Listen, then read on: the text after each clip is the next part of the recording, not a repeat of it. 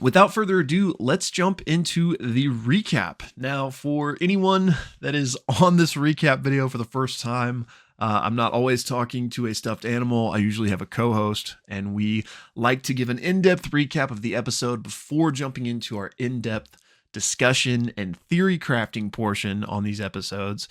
For this week, there will be no discussion, clearly, because I'm talking to myself. But typically that's the case, just in case anyone new is finding us for the first time.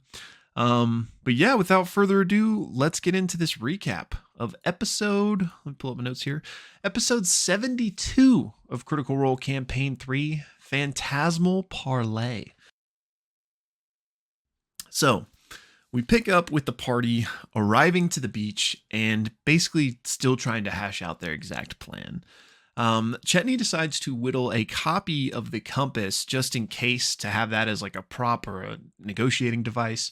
And as he does that, he then, takes a deeper look at the real one and notices that it doesn't have any markers or numbers on it and actually points in a singular, like unmoving direction. So this isn't a simple north, south, east, west compass. They then decide to whip out the portable hole and do some speaking with dead before they summon the pirates. So the plan here is Imogen is going to pretend to be Liliana to ask the questions. And they're going to actually cast this twice. So they're going to first do the underling, which was the druid, if you'll recall. And then they're going to speak with dead with Ratanish after that. So first up, the druid's 5 questions. They say, you failed your mission, or Imogen says, you failed your mission. Where is Odahanthal? And the response is, she remains at the key. How many have come over? I don't know, 100 or more. Did you ever speak to Ludness? No. How much time until we strike? I don't know. What is the greatest threat to our organization? They've mentioned unity. Keep them scattered. So after those 5 questions, they move on to Ratanish. She asks him, how do we communicate? The old-fashioned way. Tell me how we've protected our entrances to the key. We've manned them as requested, and Moonfolk have kept eyes as well. You were in charge of keeping the rebellion down, correct? Partially. Can you tell us about the entrances to the key? You have many tricks up your sleeve. The main pit entrance is easy. Otherwise, they were closed behind us as a precaution. And before this last question, there's been some deception checks and some insight checks here because, again, Imogen is pretending to be her mother.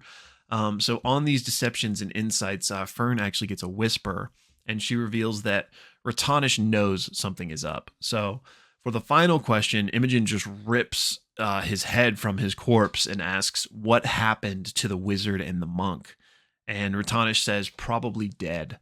And then Imogen says, just like you. And basically they throw the corpses into the ocean at that point. But there is a bit of like looting of the corpses. I think Fern takes a couple of Ratanish's teeth and nothing too important, but they did take what they wanted before they threw them into the ocean. So the party then prepares to summon the ghost ship, and they're going to try and parlay before combat if possible. So they make their preparations. Chetney places the compass in the water, and almost instantly, this massive ghost ship appears in the fog, and the temperature begins to drop, and mist is like pouring off its deck as it's coming closer to the shore. And obviously it doesn't come ashore, but as it gets close, these figures start jumping off into the water and disappearing beneath the waves. Several figures do that, but then several figures remain on the ship as well. And then on the beach side where Bell's Hells is, these skeletons start coming up out of the water and, trouncing up the beach. And Chetney says, hey, and he's waving the fake compass in the air, call off the attacks and let's parlay. But Matt says, ghost pirates don't come to parlay. They've come for what is theirs. And so basically we just roll initiative. So combat starts, and as always, just going to try to hit highlights here to keep it brief. But people are taking out these skeletons. They're not too strong, but there is a lot of them. And when things start to get dicey is when the skeletons that they've killed just come back. They like regenerate and start getting their health back and reanimating. So things start to get a little bit dicey. A couple highlights are there's some cool like teleportation attacks going on with Ashton and their, temporal rage.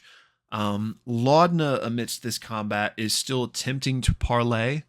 She's like yelling at the captain who is still on the ship, and she actually gets a nat 20 on her persuasion check. And because of that, the captain stops attacking, but he orders his men to continue attacking. He's like, okay, I'll parlay with you, but like everything's still going to be going on while that happens. So Laudna starts trying to make her way to the ship, while Orem and Chetney are also making their way to the ship. Everyone else is just in combat during this chaos. Before Laudna makes her way to the ship, FCG does do another turn undead when like several of these skeletons are surrounding him. And it once again affects Laudna, causing her and all of the skeletons to turn and run away. But combat continues. FCG actually goes down a couple of times due to just these relentless attacks from the skeletons, but Fern is able to get him back up both times. Laudna does eventually make it to the captain, and they begin to have this parlay. She says, I'm like you, I'm cursed, kind of like a corpse. So let's work together. Let's end this.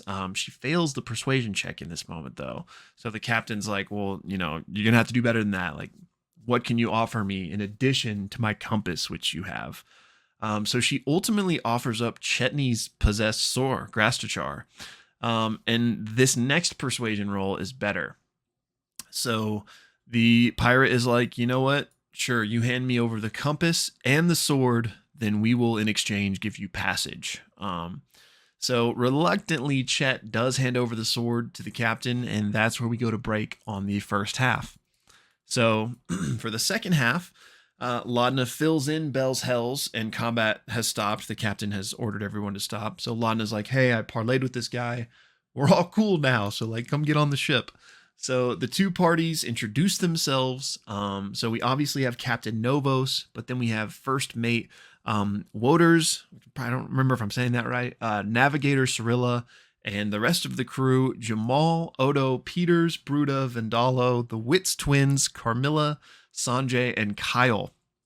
The captain then says, all right, you gave me the sword, now give me the compass to complete the deal.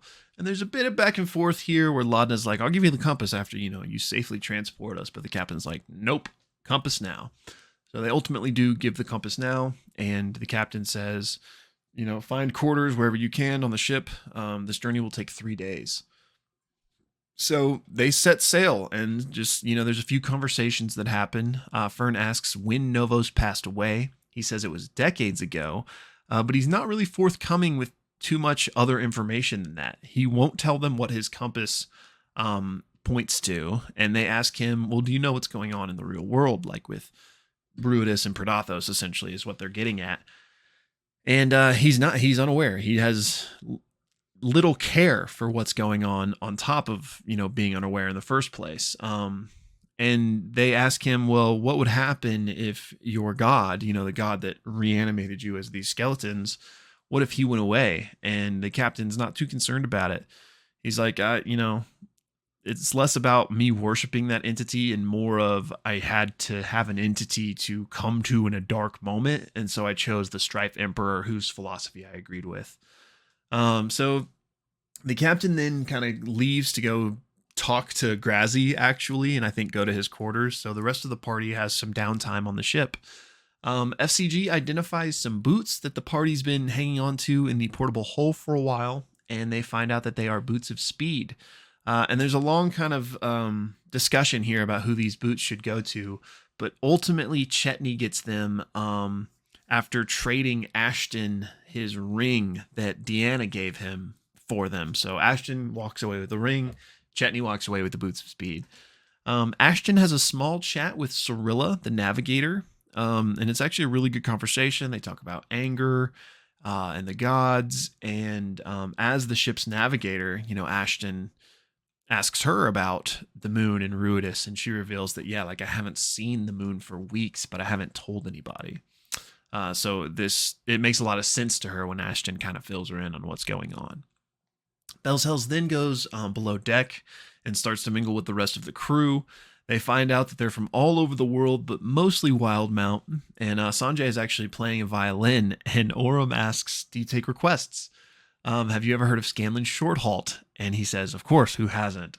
So Oram asks if he can play Beads of Love. And he says it might be hard on violin, but I'll try. So as they're all talking about different things, what do you do to pass the time? There's some card games being played. So Belzels bring up Rollies, and the crew is, Rollies? What's that? They're very eager to learn how to play. So Imogen begins teaching them, and they quickly get like really into it. And so they just decide to play for secrets. That's what they're wagering. And Baruda actually loses. And so the first secret she reveals is that she was allergic to cats. Then Imogen loses. So she reveals that she's dating Laudna. So they keep playing. And like I said, the crew's getting really into it. And ultimately a tie happens. And so the whole crew is like, what happens when there's a tie? And I think FCG is like making up rules about like, oh, you have to, get somebody new to join. So they like drag in another member of the crew, and everyone's having a pretty good time. And that's where the episode ends.